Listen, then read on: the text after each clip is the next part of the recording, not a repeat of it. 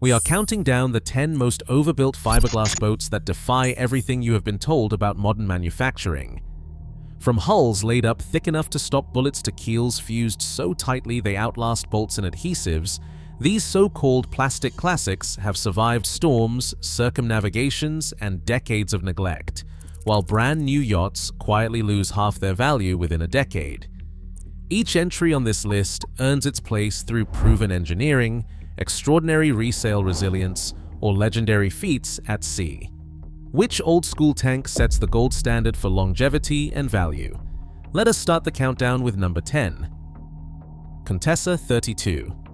In the world of offshore racing, reputations are forged in storms, not in showrooms. In August 1979, the Fastnet race turned deadly. Hurricane force winds battered the fleet. 15 boats vanished. 3 Contessa 32s crossed the finish line, battered but unbowed. Survivors described the hulls as stiff and dry, while lighter competitors broke apart or rolled. The secret was never high-tech. It was a narrow beam, thick solid glass, and lead encapsulated deep in the keel, with no bolts to shear and no foam to rot. The Contessa hull was laid up to Lloyd standards, with so much glass that surveyors still find the original laminate intact after decades at sea. Now, look at the numbers. A new 32-foot cruiser might set you back $300,000. In 10 years, you will be lucky to get half that back. A Contessa 32 built half a century ago still trades hands for a price that reflects its raw materials and proven history. This is not nostalgia, this is the logic of survival. Southern Cross. 31 carries a reputation few boats can claim. It is the lifeboat for sailors who never want to call for help. Designed by Halsey Harrishoff, its double-ended hull isn't just a style choice, it's a survival tool. When a following sea rises up behind, most boats shudder and veer. The Southern Cross. 31's stern tapers away, letting waves slip past instead of slamming into a flat transom. Owners talk about the boat's uncanny ability to keep its head in heavy weather, tracking straight while others broach or spin out. In 1987, a Southern Cross 31 rode out a 48-knot mid-Pacific gale, logging wave after wave without a knockdown. The hull's shape, with a full keel and solid laminate and no core, turns chaos into a slow, predictable motion. It's not fast, but when the wind howls and the cockpit fills with foam, slow and predictable is exactly what you want.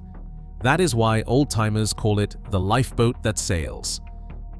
Cape Dory 36 stands apart for reasons you can feel under your fingertips. The deck hardware isn't just bolted on and forgotten, it is cast from bronze, cleats, chocks, ports, and rudder fittings, chosen for a simple reason. Bronze doesn't lie. In salt water, it forms a protective patina, shrugging off decades of spray and neglect. Owners report original bronze still going strong after 40 years, while stainless steel of the same era quietly pits and fails from the inside out.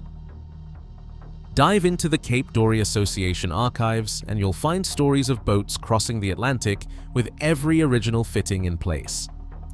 When replacements are needed, most owners spend less than $2,000 to refit an entire deck's worth of bronze hardware, a small price for another half-century of confidence.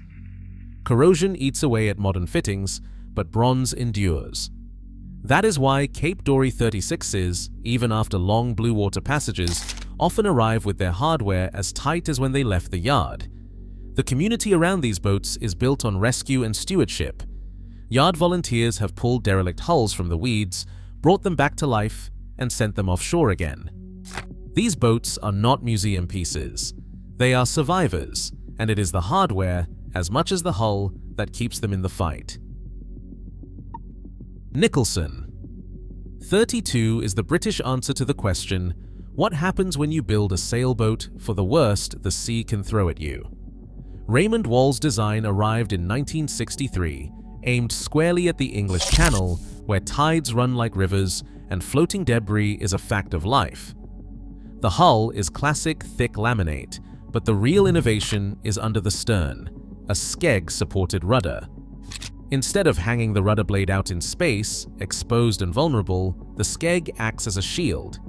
It takes the first blow from driftwood, lobster pots, or a rogue container absorbing shocks and keeping the rudder shaft from bending or snapping. Statistics from British Yacht Club logs show Nicholson 32s with lower rates of rudder failure than spade rudder boats of the same era. The skeg is not just protection, it adds stability in heavy seas, making the boat steer straight when the wind howls. In February 1998, a Nicholson 32 named Sea Fever rode out a force 10 channel gale. Waves broke over the deck for hours. The autopilot failed, but the steering gear held. Owners later ticked off the skeg checklist: no shaft play, no cracks, no leaks. That is why Nicholson 32s are called the British tanks. They keep their steering when others lose control. For sailors who value seaworthiness over flash, the skeg is the quiet hero. Ted Hood's Bristol 32 looks like a classic full-keel cruiser, but there is a trick under the waterline that sets it apart: the centerboard. Hood designed this boat for real-world versatility, deep enough for upwind performance offshore, but with a centerboard that lifts, she can slip into Chesapeake shallows or ride out a storm grounded on a sandbar. The centerboard trunk is glassed solidly to full-depth floors, not just tabbed to the hull, giving the structure surprising stiffness, even after repeated groundings. Owners have run these boats up onto oyster beds and mud flats, waited for the tide, and sailed away with nothing more than a fresh coat of bottom paint. There is a log from 1974 that details a hard grounding off Tangier Island. Once the tide returned, the skipper dropped the board, checked for leaks, and found only scuffed gel coat. Maintenance is not free. Replacing the board's pin and bushings costs about $800, and a neglected trunk will need attention. But the payoff is a boat that can beach, refloat, and keep going, while lighter, deeper modern cruisers wait for a tow. The Bristol 32 sits at number 6 not just for its heavy scantlings, but for its ability to shrug off mistakes and keep the adventure moving. Allied Seawind is the boat that rewrote the rules for keel security. Instead of hanging a chunk of lead beneath the hull with bolts and faith, Allied's builders created a cavity inside the keel mold, then poured molten lead straight in. Once it cooled, they sealed it forever in layers of fiberglass. There are no bolts to rust, no nuts to check, no crevice for seawater to creep in. The result is a ballast system that is part of the boat itself, one continuous structure from masthead to bottom paint. Surveyors looking for trouble find only dry laminate and a seamless join, even after decades afloat. Hull number 1 of the Seawind circled the globe in 1968. The logbooks from that voyage tell the story. 110,000 nautical miles without a single keel issue, no moisture intrusion, no flexing at the stub. Owners who tap the hull hear the same sound today: a dull, confident thud. For anyone shopping the used market, the giveaway is obvious: no visible bolts inside, just a smooth bilge and a solid resin-rich keel stub. That is why there are no recorded Seawind keel failures, ever. The trade-off is weight. These boats are heavy, and they do not win races. But when it comes to integrity below the waterline, nothing built in the last 50 years comes close. The Columbia 29-footer is not pretty. With its odd bubble-top cabin and squat lines, it looks more like a prop from a 1960s science fiction set than a blue water legend. But under the faded gel coat, the Columbia 29 hides a secret: industrial consistency. This was one of the first fiberglass cruisers built on a true assembly line, not in a back shed. Factory manuals from the era lay it out, layer after layer of chopped strand mat, then woven roving, alternating like clockwork across every hull.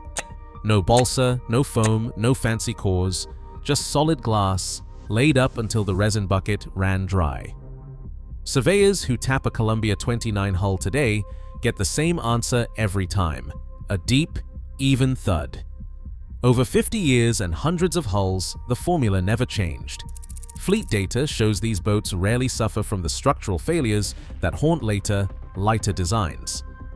In 1972, a Columbia 29 rode out a 40-knot Pacific gale off the Oregon coast. The crew reported green water smashing the decks for 12 hours straight. When the storm cleared, the boat was still tight, dry, and ready to keep going. The only casualty was a bent stanchion and a bruised ego.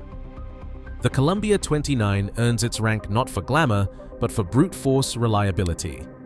Mass production did not mean cutting corners. It meant every owner got a hull that could take a beating, year after year, storm after storm. Rawson 30s weren't built for beauty. They were built for work, hauling concrete, pushing through chop, shrugging off the kind of abuse that would send a modern hull to the insurance yard. In the Pacific Northwest, a Rawson 30 grounded hard on the granite ledges of Puget Sound. When the tide dropped, the crew inspected the hull expecting disaster. Instead, they found nothing but scuffed gel coat. The laminate beneath, solid, resin-rich, and nearly an inch thick at the turn of the bilge, hadn't budged. Surveyors peeled away a patch to check for hidden damage. The moisture meter read under 6%. No core to rot, no delamination, just a few blisters on the skin. Here is the lesson. Osmosis is a skin condition. Blisters form when water seeps through the gel coat and reacts with old polyester resin. It is ugly, but it is not deadly. Delamination is cancer. That is when water invades a cored hull, rotting the balsa or foam inside, separating the structure from itself. The Rawson 30 can get the pox, every old boat can, but the disease never spreads deeper than the surface. A grinder, some new glass, and the hull is back to full strength. Most repair yards charge less than $1,000 for a full blister peel and barrier coat on a Rawson. Try curing core rot on a modern boat for that price. The Rawson's industrial toughness puts it in the top 3. Ugly? Maybe, but when the hammer hits, it answers with a deep, confident thud. That is the sound of a boat that won't quit. Carl Alberg's drawings for the Alberg 30 reveal a detail that separates this classic from the rest: the shoebox hull deck joint. Instead of relying on glue or a thin bead of sealant, the Alberg 30's deck fits over the hull like a lid, with a deep overlap and bolts spaced every 6 inches along the entire perimeter. This mechanical joint is not just a product of caution, it is an act of engineering overkill. When a hull flexes in heavy seas or takes a pounding from a rogue wave, the forces try to pull the deck and hull apart. On modern boats, the adhesive joint can stretch, and the seam opens just enough for water to find its way in. On the Alberg 30, the bolts and the overlapping flange turn the joint into a single, unified structure. Surveyors who inspect these seams after 50 years often find the original bedding compound still in place, dry and unbroken. There are no hidden voids, no signs of stress cracks, just a continuous, watertight bond. Proof is not just in the design, it is in the miles. Atom, an Alberg 30, circumnavigated the globe twice, logging over 60,000 nautical miles. After each voyage, the owner pulled the interior panels and checked every inch of the hull deck seam. No leaks, no separation, not even a hint of movement. That is the kind of integrity that does not show up in glossy brochures. It is the difference between a boat that endures and one that ages out. For sailors chasing blue horizons, the Alberg 30's shoebox joint is a quiet promise. This boat will hold together when the sea tries to tear it apart. Pearson Triton stands as the proof behind every claim about the plastic classics. In 1959, Carl Alberg sketched a hull for Pearson yachts that became the first mass-produced fiberglass cruiser to cross an ocean. What set the Triton apart was not a secret formula or a designer's genius. It was simple, uncalculated excess. Early builders did not trust the new material, so they laid up the hull with layers of woven roving and mat until it felt right. The result was a hull bottom that measures 3/4 of an inch thick, solid glass from waterline to keel. No balsa, no foam, just pure laminate. Surveyors reach for the thickness gauge and watch the needle land at 3/4 of an inch.